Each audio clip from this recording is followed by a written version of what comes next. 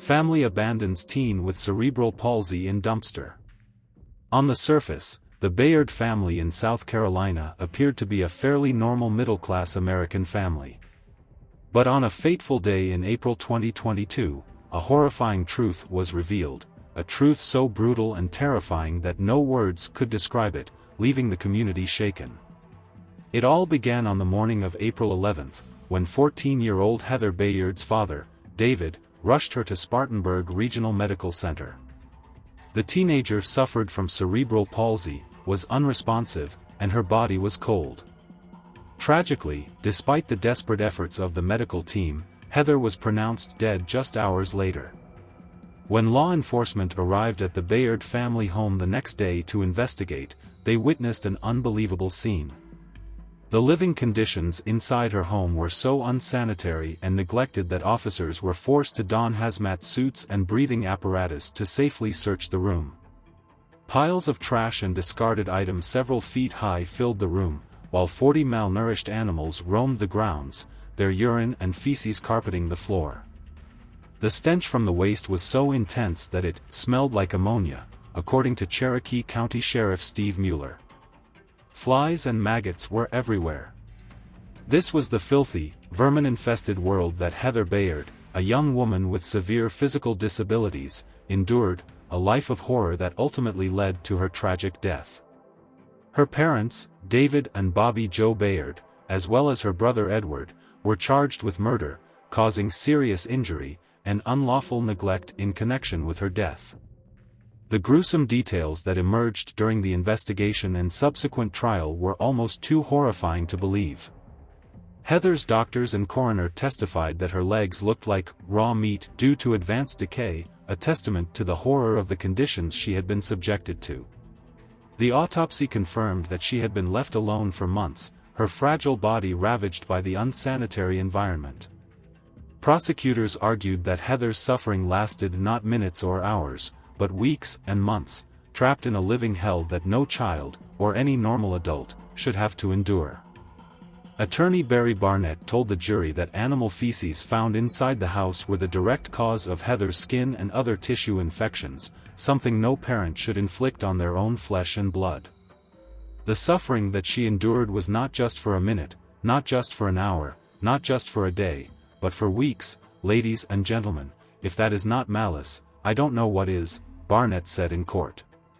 And for that little girl to be in a situation where she couldn't get out, she was completely dependent on them.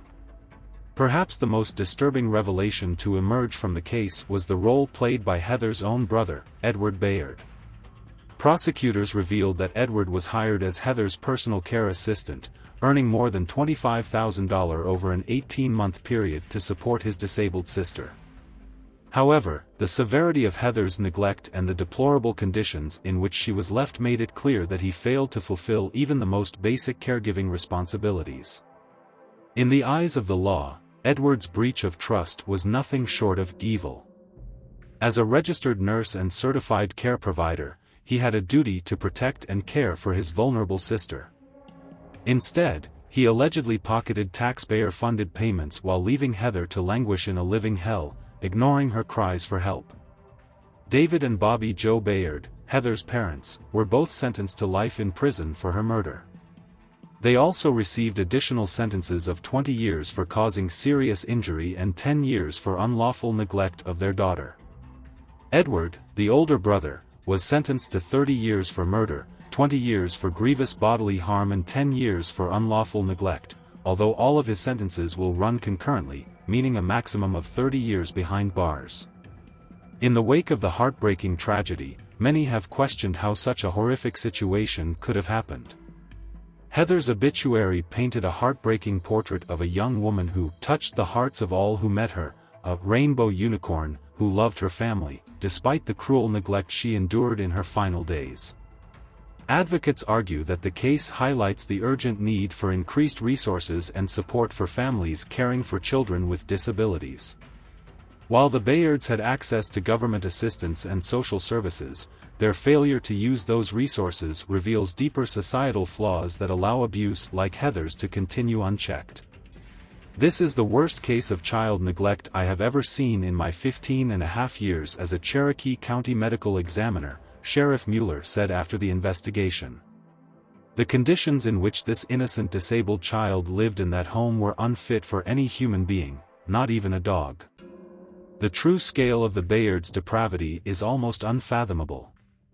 In the most basic sense, they completely betrayed the sacred trust placed in parents and caregivers to nurture and protect the most vulnerable members of society. Their actions, or, more accurately, their willful inaction, consigned Heather to a fate worse than death, trapping her in a living hell from which she could not escape." Prosecutors argued that the Bayards' actions went beyond mere negligence to the level of premeditated cruelty. The length of Heather's suffering, coupled with the family's apparent lack of concern for her well-being, suggested a level of malice that most people would find difficult to fathom. Indeed, one witness who testified at trial made a chilling statement that resonated with many observers. The witness suggested that it would have been better if Heather had been killed quickly, rather than subjected to such prolonged and painful neglect. While no child should suffer such a fate, the remark underscored the unimaginable suffering Heather experienced in her final days. Sadly, the history of the Bayard family reveals a disturbing pattern of behavior that may have foreshadowed the horrific events that unfolded. In 2004, both David and Bobby Joe Bayard were convicted of multiple crimes, including animal torture and grave desecration.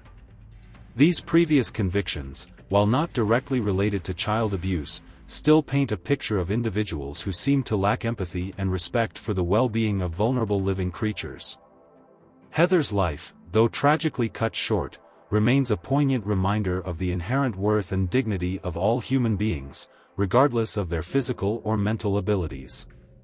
Her story should inspire us to recommit to the fundamental principles of compassion, empathy, and the unwavering belief that every child deserves to be loved, protected, and nurtured.